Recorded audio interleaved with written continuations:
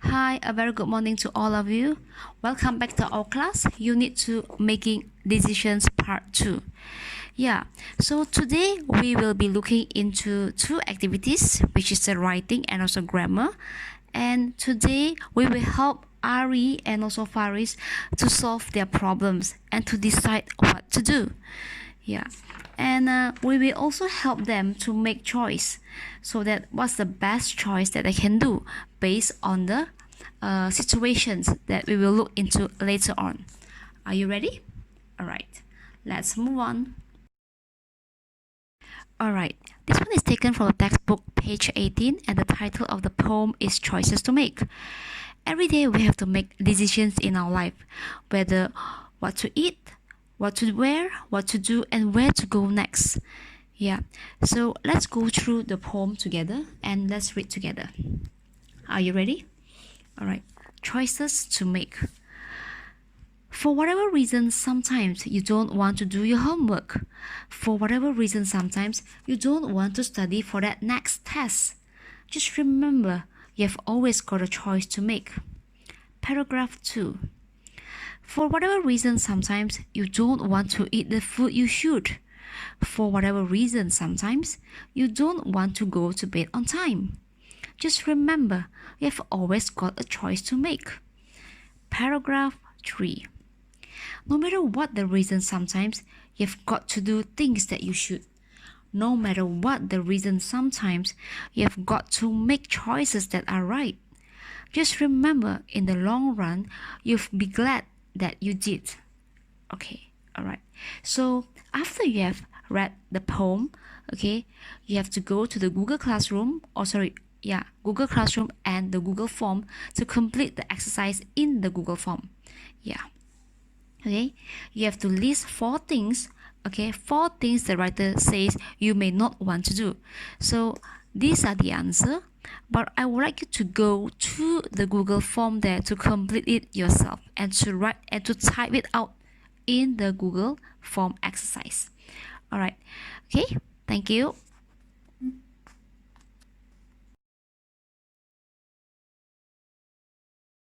Alright, now let's look at the writing exercise taken from the textbook page 14. So here you can see there's a diary here and you are Ari. So let's read together. Read what you have written in your diary. Dear diary, so during football practice today, I saw Ravi again. I think he wants to be a part of our football team. The problem is he limps. Maksudnya kaki dia bermasalah. If he is made a member of the team, we may lose the football game. If we do not allow him to play in the team, he may never get to play football. I will talk to the other team members and suggest that we allow Ravi to play in the first half of the game. I'm sure he will be very happy. I hope that we will make a wise decision tomorrow. Just me, Ari. Okay? Alright, now let's look at the picture. So the picture shows what happened to Ravi. So now I want you to imagine that you are Ravi and pretend that your team allow you to play football. Okay, so what happened the next day was you were invited by the team to play football and you were very excited. So the team asked you to become a goalkeeper and so when the other team or the other player from the opposing team kicked the ball, you dive and caught the ball. And everyone cheered. So in the end, of course, you won the game. And the team members carried you on your shoulder. Okay, so what I would like you to do is to complete the writing or the diary in your exercise book. Okay, complete the diary. Thank you. Okay, now let's look at the second diary also written by Ari. Are you ready? Let's read together. Dear diary, I recently took part in a competition and won a bicycle. I have a new bicycle, so I do not need another one. If I sell the bicycle, I can use the money to buy something that I need. If I donate it to the orphanage, the children will enjoy riding it. My cousin will be very happy if I give him the bicycle. I shall think about it this weekend. I hope I can make a decision by Monday. Confused, Ari. So imagine that you are Faris. What will you advise Ari to do? Give reason for your advice. Okay. Now imagine that you are Faris. What will you advise Ari to do? Rearrange the sentence given below and write the diary entry in 3 paragraphs in your English exercise book. So, you are supposed to write the diary in your exercise book, and also you can also use the picture as a guideline and words above to write Ari's diary entry. Okay? Alright, good luck. Okay, for this exercise, you have to read the conversations between Noor and Nadia and find the clues and find the answers from the pictures given. So go through and study the picture carefully, and then only you can complete the answer. Okay, so please complete this exercise in Google Form. Alright, thank you.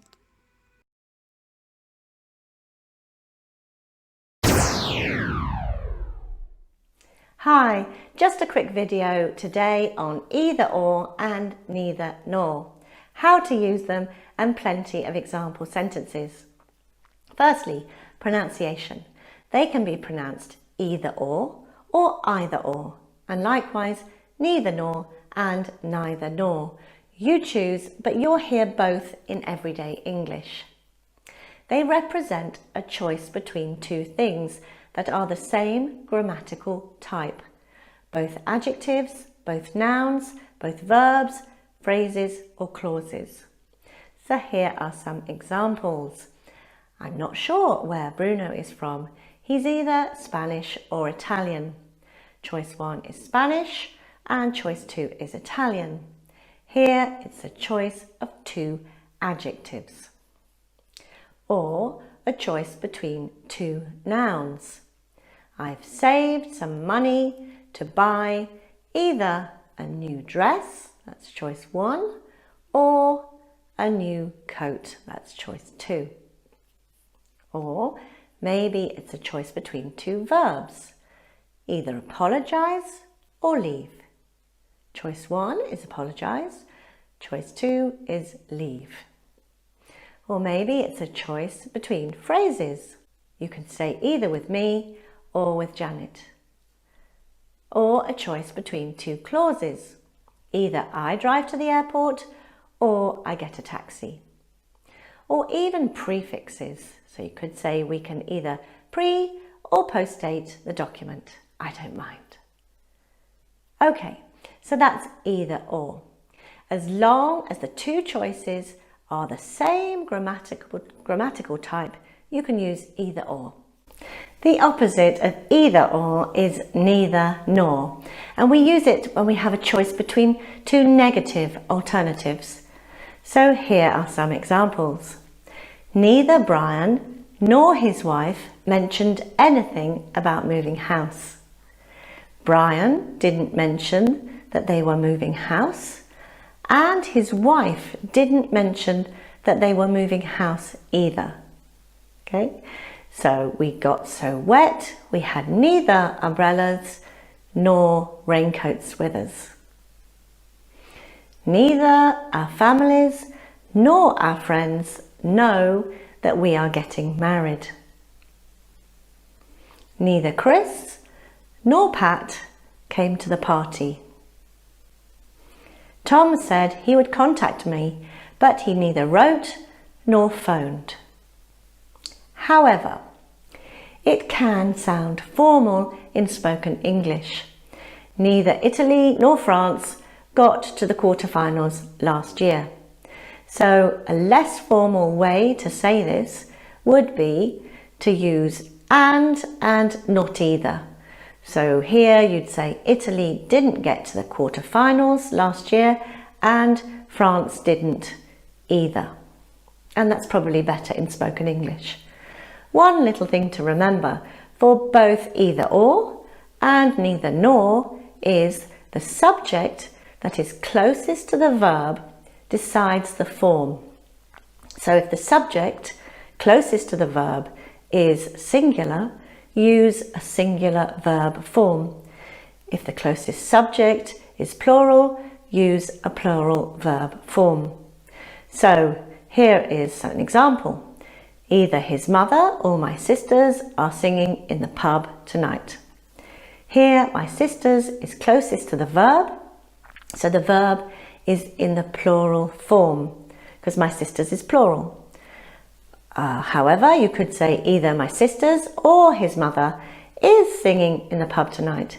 Here, my mother is closest to the verb, and so it is the singular form of the verb we use, as my mother is singular.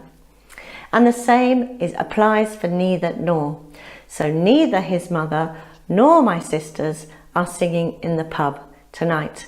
So here, my sisters is closest to the verb, and so in this case we would use the plural form of the verb. Whereas in this sentence, neither my sisters nor my mother is singing in the pub tonight. Here, my mother is closest to the verb, my mother is singular, so the verb form is singular. That's the only one little thing you need to remember. So that's it for now. I hope you feel more comfortable using either or and neither nor in English. Remember to like this video if you found it useful, share it with your friends and colleagues learning English, and don't forget to subscribe to my channel, Oxford English Now, for more free English language videos. So that's it. Thank you for watching and see you very soon. Bye bye.